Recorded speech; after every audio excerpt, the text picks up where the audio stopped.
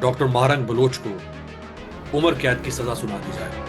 Maryam be be نے زندگی میں ایک دن کام نہیں کیا، وہ ایک صوبے کی چیف ایگزیکٹو بن گئی۔ یہ لوگوں کی گردنوں پر پاؤں رکھ کے تخت پر پہنچنا چاہتے ہیں کہ بھائی منٹ دے ٹائم نہیں تے ٹکے دی کمائی نہیں۔ بسم اللہ الرحمن الرحیم۔ السلام علیکم۔ انتہائی عجیب قسم کا انصاف، اس کو افسوسناک انصاف کہیں، اس کو شرمناک انصاف کہیں، یا اس کے لیے کون سا ایڈجیکٹو استعمال کیا جائے جس میں ڈاکٹر مہرنگ بلوچ کو عمر قید کی سزا سنا دی جائے۔ اور یہ وہ مہرنگ بلوچ یا بلوچ ایکٹیوسٹ ہیں کہ جن کے ساتھ آج کے حکمران، جس میں بلاول بھٹو زرداری ہوں، مریم نواز ہوں، شہباز شریف ہوں، ان کی دونوں کی پوری جماعتیں ہوں، Peoples Party P M L N, یہ عمران خان کے دور میں یا اس سے پہلے بھی ان کے ساتھ اظہار یکجہتی کرتے تھے۔ اور مریم نواز تو یہاں تک کہا کرتی تھیں کہ جو کچھ یہ شکوہ کرتے ہیں بلوچ ایکٹیوسٹ، یہ یوں ہی تو نہیں کرتے، ریاست نے کچھ تو ان کے ساتھ کر رکھا ہے، اور اگر انڈیا ان کا نیریٹو پک کرتا ہے تو آپ ان کے ساتھ ظلم کرتے ہی کیوں ہے کہ انڈیا کو موقع ملے کہ وہ ان کا نیریٹو پک کرے۔ آج وہ مریم نواز چیف منسٹر اور ڈاکٹر مہرنگ بلوچ عمر قید کی سزا بھگتے گی۔ ہمارے ساتھ موجود ہیں سینئر صحافی تجزیہ نگار جناب اطہر کاظمی صاحب۔ بہت بہت شکریہ کاظمی صاحب۔ آم، ہم بات کریں گے جو برجن سٹاک میں جو معاملات ہوئے ہیں، لیکن اس کو کیا کہا جائے؟ یعنی ایک خاتون، ایک ایکٹیوسٹ، اس کو عمر قید کی سزا۔ دیکھیں نا، اس سے پہلے اگر آپ تھوڑا سا پیچھے چلے جائیں، بہت ساری سزائیں جو تحریک انصاف کی قیادت کو سنائی گئی ہیں، اور اس میں ڈاکٹر یاسمین راشد صاحبہ کو دیکھ لیں، دیگر لوگوں کو دیکھ لیں کہ وہ ایک جیسی سزائیں سنائی جاتی ہیں، اس کے اوپر بھی لوگ تحفظات کا اظہار کرتے ہیں، اور پھر جو بری ہو جاتا ہے، جس کو سزا ہو گئی تو اس نے تو جیل جانا ہے، جو بری ہو جاتا ہے، شاہ محمود قریشی صاحب غالباً 3 مقدمات سے بری ہو چکے ہیں لیکن ان کی ضمانت نہیں ہو سک رہی۔ سو انفارچونیٹ ہے، بہت ساری ایسی چیزیں ہیں جن کے اوپر آپ کر سکتے ہیں، لیکن یہ پوائنٹ آپ کا میں بالکل 100% ایگری کرتا ہوں کہ یہ جو گورننس ماڈل پیپلز پارٹی اور نون لیگ والوں نے انٹروڈیوس کروایا ہے، یہ ماضی میں جب یہ اقتدار میں نہیں تھے، اگر آپ ان کی باتیں سنیں تو اس وقت یہ کس قسم کی باتیں کرتے تھے۔ جب یہ حکومت آئی، آج کل بہت سارے لوگ تحفظات کا اظہار کر رہے ہیں کہ جی وہ ٹیلی کام کا ایک بل آ گیا اور وہ لوگوں کے گھروں میں کھمبے لگ جائیں گے۔ بھائی اس سے پہلے اس حکومت نے کون کون سے قوانین پاس کیے، کیا کچھ کیا، اگر آپ ٹریک ریکارڈ دیکھیں تو وہ انفارچونیٹ ہے، ایکسپیکٹ نہیں کر رہے تھے۔ آپ کو بھی پتا ہے، آپ کے بھی بہت سارے دوست ہیں، نون لیگ میں بھی ہیں، پیپلز پارٹی میں بھی ہیں، پرائیویٹ محفلوں میں وہ کیا کچھ باتیں کرتے تھے، لیکن اقتدار میں آ کے لگتا اب اس طرح ہے کہ بس وہ اقتدار کو آپس میں بانٹنا ہے، باقی جو ملک میں ہو رہا ہے اس سے ہمارا کوئی لینا دینا نہیں ہے۔ باقی کسی نہ کسی طریقے سے اقتدار، چاہے وہ گلگت بلتستان میں ہو، چاہے وہ کشمیر میں ہو، چاہے وہ کسی اور جگہ پہ ہو، اس کی حصہ داری چاہیے، اور جو ہے عوام کا کیا ہو رہا ہے، دیگر معاملات کو کیسے ٹیکل کیا جا رہا ہے، اس میں بڑا کوئی ہمیں ان کا انٹرسٹ نظر نہیں آتا۔ یہاں پہ انٹرسٹ نظر آتا ہے، وہ بھی بڑا انفارچونیٹلی سم ٹائم ان ڈیموکریٹک لگتا ہے۔ تو کاظمی صاحب، یہ دونوں جو شخصیات ہیں، بلاول اور مریم، یہ اقتدار میں مریم تو ہیں، اور بلاول ہم سب جانتے ہیں کہ وہ اتاولے ہیں کہ ان کو بس وزارت عظمیٰ کسی طرح مل سکے۔ تو یہ دونوں جو اگلی جنریشن ہے شریف خاندان کی اور زرداری بھٹو خاندان کی، تو یہ عمران خان کی گردن پر پاؤں رکھ کے، ڈاکٹر یاسمین راشد کی گردن پر پاؤں رکھ کے، کشمیریوں کی گردن پر پاؤں رکھ کے، مہرنگ بلوچ کی گردن پر پاؤں رکھ کے، یہ لوگوں کی گردنوں پر پاؤں رکھ کے تخت پر پہنچنا چاہتے ہیں۔ توف نہیں ہے ایسے اقتدار کے اوپر کہ آپ کیا لوگوں کے سامنے پیش کرتے تھے اپنے آئیڈیالزم کو، اور آپ کیا کر رہے ہیں؟ دیکھیے، اب اس میں ابھی جو آج کل ہو رہا ہے یا چند ماہ پہلے ہو رہا ہے، اس سے قطع نظر آپ یہ دیکھیں نا کہ اتحادی کون ہے۔ جب آپ مریم بی بی کو اور بلاول کو یا نون لیگ کو اور پیپلز پارٹی کو ایک جگہ پہ رکھ کے تجزیہ کرتے ہیں، ان کو ایک ٹیم کے طور پہ پیش کرتے ہیں، تو میرے لیے تو اسی چیز کو ہضم کرنا امیر صاحب بہت مشکل ہے کہ بھٹو کے سیاسی وارث اور ضیاء الحق کے سیاسی جانشین جب وہ اکٹھے ہو گئے تو پیچھے رہ کیا گیا؟ جب انہوں نے بھٹو کی قبر پہ پاؤں رکھ کے اقتدار کو حاصل کر لیا تو باقی پیچھے کون، میں آپ یا عوام کے گردن کدھر رہ گئی ہے؟ انہوں نے تو دیکھا نا، جو بھٹو کا پورا فلسفہ تھا وہ آج کدھر ہے؟ تو مسئلہ یہ ہے کہ اصل میں ایشو یہ ہے کہ ان کو بھی پتا ہے کہ ہم نے اقتدار جو ہے اس وقت اگر حاصل کرنا ہے تو ایک دوسرے کے ساتھ مل کے کرنا پڑے گا. ماضی میں بھی ان کی جو لڑائی رہتی تھی وہ اکثر اقتدار کی وجہ سے رہتی تھی. دیکھیں اس میں بہت سارے، آپ پیچھے چلے جائیں، آپ دیکھیں جب بھی کوئی مسئلہ بنتا تھا پتا چلتا تھا جناب ایک حکومت گئی ہے تو سازش میں دوسری جماعت شامل ہے. جب آئی جی آئی بنی اس وقت کیا ہوا، اس کے بعد کیا کچھ ہوتا رہا.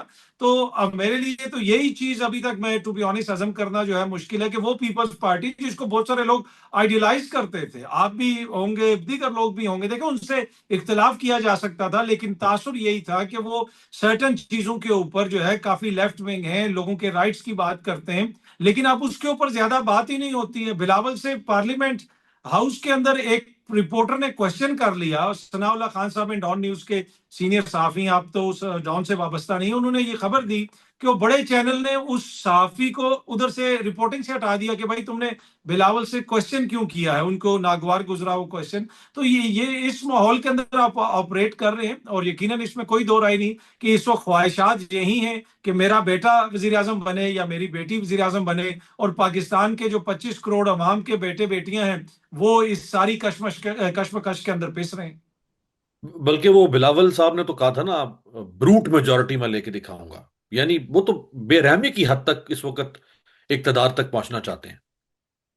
جی بالکل. دیکھیں اس وقت آپ دیکھ لیں کہ گلگت بلتستان میں بھی ان کا جو اختلاف ہو رہا ہے وہ یہی اسی چیز پہ ہو رہا ہے کہ جی اقتدار کس کو ملے گا، ایک دوسرے پہ الزامات لگا رہے ہیں. دیکھیں آپ ضرور اقتدار لیں اگر آپ کو عوام ووٹ دیتی ہے، لیکن اقتدار کے ساتھ ذمہ داری بھی آتی ہے.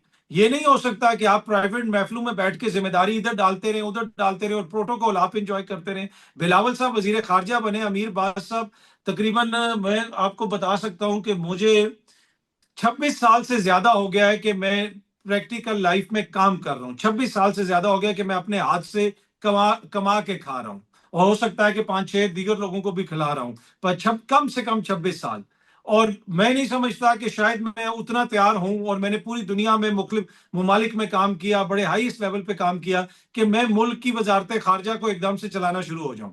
لیکن بلاول صاحب نے زندگی میں ایک دن کام نہیں کیا تو وہ وزیر خارجہ بن گئے میرے اور آپ کے. مریم بی بی نے زندگی میں ایک دن کام نہیں کیا، وہ ایک صوبے کی چیف ایگزیکٹو بن گئی.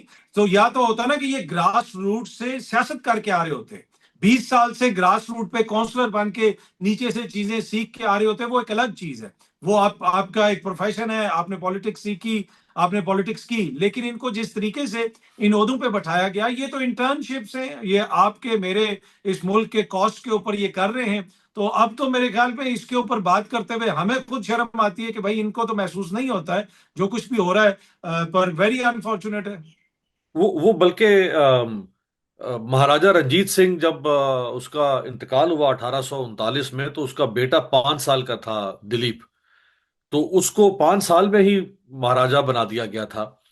اور اکبر بادشاہ بھی کوئی 7-8 سال کا، 9 سال کا تھا. تو آپ تو یہ وزارت خارجہ تو بلاول کو پھر بھی اب جا کے 2022 میں ملی ہے. وہ پارٹی کے، پاکستان کی اس وقت سب سے بڑی پارٹی کے چیئرمین بن گئے تھے 17-18 سال کی عمر میں. اور مریم نواز کو چیف منسٹر بننے سے پہلے ڈائریکٹ پارٹی کا سینئر وائس پریزیڈنٹ بنا دیا گیا تھا.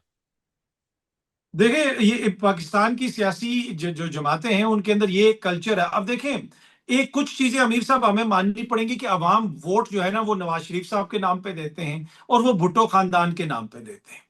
یہ مختلف جگہوں پہ آپ کو ایسے، ایون کہ بھارت کے اندر بھی آپ کو پتا ہے کہ گاندھی خاندان ہے، دیگر کچھ امپورٹنٹ خاندان ہے جن کا اپنا ایک ووٹ بینک ہے.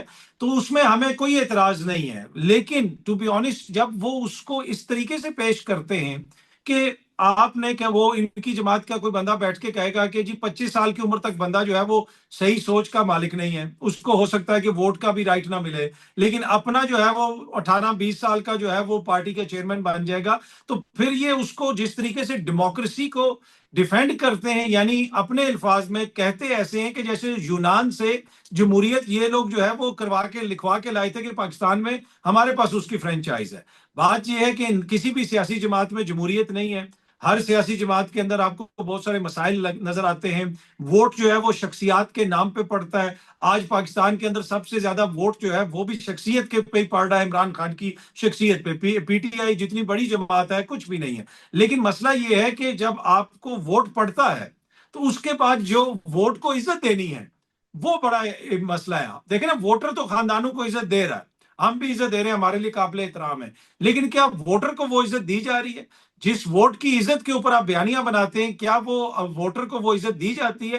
میرے لیے وہ بڑا ایشو ہے. یہ بے شک اپنے خاندان میں اقتدار بانٹتے رہے, عہدے بانٹتے رہے, لیکن جس کے نام پہ یہ اقتدار کر رہے ہیں, کیا اس کو اس اقتدار میں سے کوئی حصہ مل رہا ہے, کوئی ریلیف مل رہی ہے, کوئی راحت مل رہی ہے؟ انفارچونیٹلی وہ نہیں ہو رہا, جو ایک مجھے میری نظر میں زیادہ بڑا پرابلم ہے. رائٹ. آخر میں جو پاکستان کا کردار ایران امریکہ معاملے میں رہا ہے، اس میں ظاہری بات ہے کون اس میں اس کو برا محسوس کرے گا یا اس کی برائی کرے گا. اچھی بات ہے. آ، اس سے پہلے نواز شریف جب پرائم منسٹر تھے 2013 سے 18 کے دور میں، اس وقت سعودی عرب اور ایران کے تعلقات بڑے ٹینس تھے. راحیل شریف آرمی چیف تھے، تو نواز شریف اور راحیل شریف دونوں سعودی عرب اور ایران کے تعلقات ٹھیک کروانے کی کوشش کرتے رہے. آصف علی زرداری نے کوشش کی جب وہ پریزیڈنٹ تھے پہلے دور میں. تو ہماری ہر دفعہ یہ کوشش رہی ہے. اس دفعہ چونکہ جنگ پہلی بار ہوئی ہے تو جنگ کی مطابق پھر ہمارے اس نظام نے کوشش کی. اس سے ہٹ کے ملک میں آگ لگی ہے، ملک میں افراتفری ہے، ملک میں نفسا نفسی ہے، بے چینی ہے. لوگ اپنی ریاست سے بددل ہو رہے ہیں، نظام سے بددل ہو رہے ہیں، بھاگنا چاہتے ہیں اس ملک سے. جو ایک سوشل کانٹریکٹ ہے وہ ختم ہو چکا ہوا ہے، اور باہر جا کے آپ آگ بجھا رہے ہیں. اپنے گھر میں آگ ہم نے لگائی ہوئی ہے. تو اگر ہم اتنے امن کے پیامبر ہیں دنیا میں، اور ہم اتنے بڑے ڈپلومیٹ ہیں، تو خدا کے بندوں پہلے اپنے ملک کے کو تو سنبھال لیتے. اس کا مطلب ہے کہ ہم نہ کوئی امن کے پیامبر ہیں، نہ کوئی ہم چیمپئن ہے ڈپلومیسی کے. دنیا کو ہم بچانا چاہتے تھے تیسری جنگ سے. وہ ہمارے لیے ایک اپرچونٹی تھی، پوٹینشل تھا، جس کو ہم نے استعمال کرنا تھا فیس سیونگ کے لیے اپنے ملک میں. دیکھیں اس میں تو کوئی دو رائے نہیں کہ جو پاکستان نے کردار ادا کیا ہے نا, اب اس میں وہ بڑا امپورٹنٹ کردار ہے. یہ دیکھیں آپ نے جس طرح پہلے بھی کہا کہ پاکستان کی ماضی کے اندر بھی کوششیں رہیں. آپ کو یاد ہوگا کہ ایک زمانے میں خبریں آنا شروع ہو گئیں کہ ہو سکتا ہے کہ یمن کے ساتھ جنگ ہو سعودی عرب کی, اور جب راحیل شریف صاحب تھے اور یمن فوج بھیجی جائے, لیکن اس وقت پارلیمنٹ نے جو ہے سعودی عرب فوج بھیجی جائے, لیکن پارلیمنٹ نے اس وقت اس کو ایک طرح سے ویٹو کر دیا, اور اس زمانے سے بھی آپ کو یہ ساری چیزیں لگ رہی تھیں. ابھی بھی اس وقت دیکھیں, اس وقت صرف جو مقامی سطح سے اگر آپ ہٹ جائیں تھوڑی دیر کے لیے, آپ اگر مختلف کیمپس کو دیکھ لیں, چائنا کو دیکھ لیں, چائنا پاکستان سے مطمئن ہے. اگر آپ رشیا کو دیکھ لیں, رشیا کے پاکستان کے ساتھ کوئی زیادہ سرد مہری نہیں ہے. آپ ایران کو دیکھ لیں تو ایرانی جو لیڈرشپ ہے, سم ٹائم ان کے اوپر کریٹیسزم یہ ہوتا ہے امیر عباس صاحب کہ وہ بہت ساری چیزیں جو پبلک میں نہیں کہنے والی ہوتی ہیں وہ بھی وہ کہہ دیتے ہیں, اور وہ اس کی قیمت بھی ان کو ادا کرنی پڑتی ہے. ان کی لیڈرشپ کو ٹارگٹ وغیرہ بھی کیا گیا, لیکن اگر وہ لیڈرشپ بھی تشکر پاکستان کہہ رہی ہے تو کہیں نہ کہیں کچھ نہ کچھ کریڈٹ تو پھر آپ کو دینا پڑے گا کہ پاکستان نے اپنا کردار ادا کیا. ایٹ دا سیم ٹائم شروع میں جو مشرق وسطیٰ کی ریاستیں تھیں وہ چاہتی تھیں کہ جنگ جاری رہے, اس طرح کی خبریں بھی آتی رہیں کہ ایران کو تباہ کر دیا جائے. ان کو بھی کنونس کرنے میں پاکستان نے اپنا کردار ادا کیا.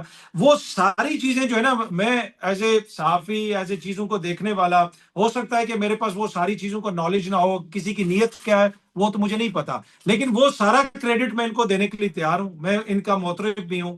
لیکن اس ساری چیز کے نتیجے میں اینڈ آف دا ڈے آپ کی ایک حکومت ہے, آپ نے پاکستان کو اس میں سے کیا دینا ہے؟ دیکھیں نا, محمد حنیف صاحب نے کل ہی اپنا جو ولاگ کیا بی بی سی کے لیے, اس میں انہوں نے کہا کہ بھائی منٹ دے یا ٹائم نہیں تے ٹکے دی کمائی نہیں. مطلب مصروفیت اتنی ہے کہ پوری دنیا میں جو ہے سارے آپ مسئلے حل کر رہے ہیں, تو بھائی پاکستان کے لیے کیا لے کے آئے ہیں آپ؟ تو کہ نا اس ساری چیز میں میرا جو ہے, اور یہ میری جینوئن خواہش ہے کہ اس کے نتیجے میں پاکستان اور ایران کی جو گیس پائپ لائن ہے اس کے اوپر پیش رفت ہو. ہماری انڈسٹری بیٹھی ہوئی ہے, ہماری انڈسٹری چلے گی تو وہ کوئی نون لیگ کی یا وہ اسٹیبلشمنٹ کی یا وہ پیپلز پارٹی کی انڈسٹری نہیں ہے, وہ میری آپ کی ہم سب کی ملک کی اگر اکانومی بہتر ہوگی تو وہ اس کو بہتر کرنے کے لیے سستی وہاں سے گیس پٹرول یہ چیزیں, پھر تجارت, دیگر چیزیں. تو اس حکومت نے بہت زیادہ اوور پرومس کیا عوام کے ساتھ, بڑے بڑے دعوے کیے, لیکن مقامی سطح کے اوپر یہ اس طرح ڈیلیور نہیں کر سکے. اور وہ جو ایک عوام کے اندر پاپولیرٹی ہوتی ہے نا, وہ کہتے ہیں جی پاپولیرٹی کیا چیز ہے؟ پاپولیرٹی ایک ایسی چھتری ہوتی ہے کہ جس کے نیچے بہت سارے فیصلے آپ بڑی آسانی سے کر لیتے ہیں. اگر آپ کے پاس پاپولیرٹی کی چھتری ہو تو آپ کو یہ صورتحال جو ہے ہو سکتا ہے کشمیر میں نظر نہ آئے. اس وقت حالت یہ ہے کہ ساری جماعتیں مل کے بھی کشمیر میں اس پوزیشن میں نہیں ہے کہ وہ ایک بڑا جلسہ وہاں پہ کر سکیں. دیکھیں نا، ہوں، آپ نے بے وقت کر دیا سیاست کو. جو پاپولر سیاستدان ہوتا ہے، پاپولر سیاسی جماعتیں ہوتی ہیں، وہ ایک طرح سے بلیسنگ ہوتی ہیں کہ آپ نے مشکل فیصلے بھی لینے ہوتے ہیں. اور سم ٹائم جو امیر صاحب لوگ مشکل فیصلے لے رہے ہوتے ہیں نا، میرے اور آپ سے ان کی پوزیشن ڈفرینٹ ہوتی ہے. ہم چیزوں کو، بہت ساری چیزوں کو بلیک اینڈ وائٹ میں دیکھتے ہیں. دنیا میں بہت سارے گرے ایریاز بھی ہیں، ریاستوں کو بہت کچھ کرنا پڑتا ہے. پاکستان کے اوپر بڑی تنقید ہوتی ہے، لیکن جو دنیا بھر کی ایجنسیاں ہیں وہ کوئی مدر ٹریسا تو نہیں چلاتی. ادھر کوئی عبد الستار ایدی تو نہیں انہوں نے لگائے ہوئے، وہ بھی دیکھیں نا بہت کچھ کرتے ہیں. ہر ملک کو کرنا پڑتا ہے. لیکن اینڈ آف دا ڈے جو اپنے عوام کے اوپر رولر ہوتے ہیں، وہ کم از کم عوام کو اس کا کوئی چیز تو دیتے ہیں، کوئی صلہ، کچھ ریلیف. تو وہ ادھر ملنے میں ہمیں بالکل جو ہے وہ نظر نہیں آ رہا. ادھر وہ جو ناکامی ہے نا ادھر ڈیلیور کرنے کی، مقامی سطح پہ، سیاسی طور پہ بھی، اکنامک طور پہ بھی، وہ بار بار ابھر کے آتی ہے. اور پھر ایک لیجٹمیسی کا بھی بہت بڑا کوشچن ہے. تو جب تک یہ سارے معاملات میں آپ سے اگری کرتا ہوں کہ مقامی سطح پہ آپ حل نہیں کریں گے، عالمی سطح پہ تو آپ کی بلے بلے ہو رہی ہے، بڑی اچھی بات ہے جی، ہمیں خوشی ہے. اگر پاکستان کا جھنڈا کہیں پہ لہراتا ہے، کوئی بڑا بدبخت ہوگا جس کو اس میں مسئلہ ہوگا. اگر سوئٹزرلینڈ تعریف کرتا ہے تو میرا سینہ بھی چوڑا ہوتا ہوگا، آپ کا سینہ بھی چوڑا ہوتا ہوگا. لیکن جب میں سیم ٹائم دیکھتا ہوں کہ میرے ایک صوبے میں 1 کروڑ بچہ اسکول سے باہر ہے، میرے ملک میں 40% لوگ ایسے ہیں جو خوراک نہیں کھا سکتے، تو میرا پھر سینہ میں چوڑا کر کے تو نہیں پھر سکتا نا. مجھے وہ سارے مسائل حل کرنے ہیں. تو یہ ایک مسئلہ ہے اس میں. بہت خوب، بہت خوب، بہت بہت شکریہ. عطر کاظمی صاحب ہمارے ساتھ ہیں.